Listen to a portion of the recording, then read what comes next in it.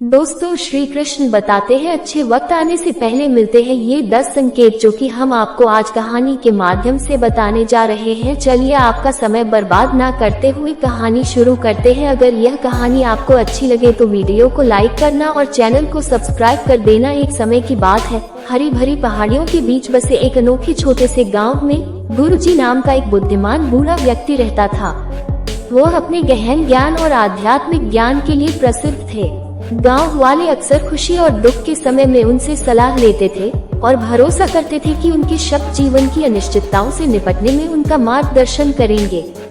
एक धूप भरी सुबह जब ग्रामीण गुरुजी के साधारण निवास के आसपास एकत्र हुए तो उन्होंने गर्मजोशी भरी मुस्कान के साथ उनका स्वागत किया।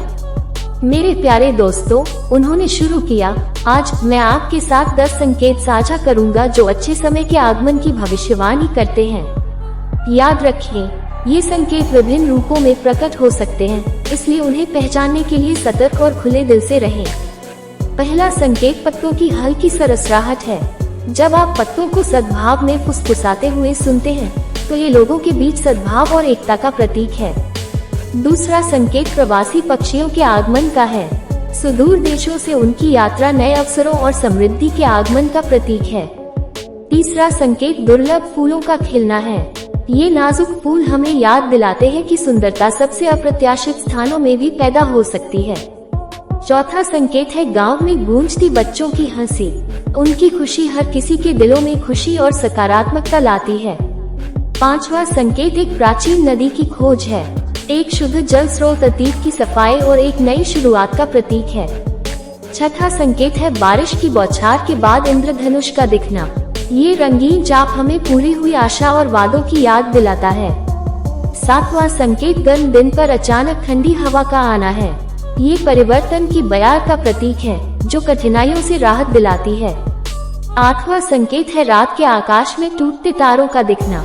ये दिव्य चमत्कार सपनों के सच होने का प्रतीक है। नौवां संकेत तालाब में कमल का खिलना है। जैसे कमल कीचड़ से ऊपर उठता है, वैसे ही यह हमें चुनौतियों से ऊपर उठना और आंतरिक शांति पाना सिखाता है। अंतिम संकेत उत्सव और सद्भाव में लोगों का जमावड़ा है। जब समुदाय खुशियां मनाने के लिए एक साथ आते हैं तो यह अच्छे समय की शुरुआत का संकेत देता है। जैसे जैसे ग्रामीणों ने गुरुजी के ज्ञान को आत्मसात किया, उन्होंने अपने दैनिक जीवन में इन संकेतों को देखना शुरू कर दिया। एक दूसरे के साथ उनकी बातचीत अधिक सामंजस्यपूर्ण हो गई और वे अपने आसपास की साधारण खुशियों को संजोने लगे। धीरे धीरे गांव सकारात्मकता और समृद्धि के स्वर्ग में बदल गया।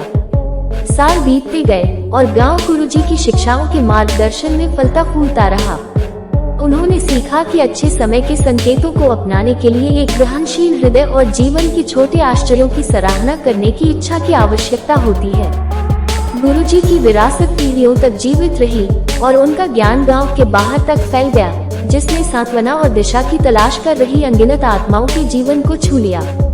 उन्होंने जो सबक दिया वह अंधेरे के समय में आशा की किरण बन गया, लोगों को याद दिलाया कि अंततः अच्छे समय आएंगे, जैसे लंबी रात के बाद सूरज उगता है।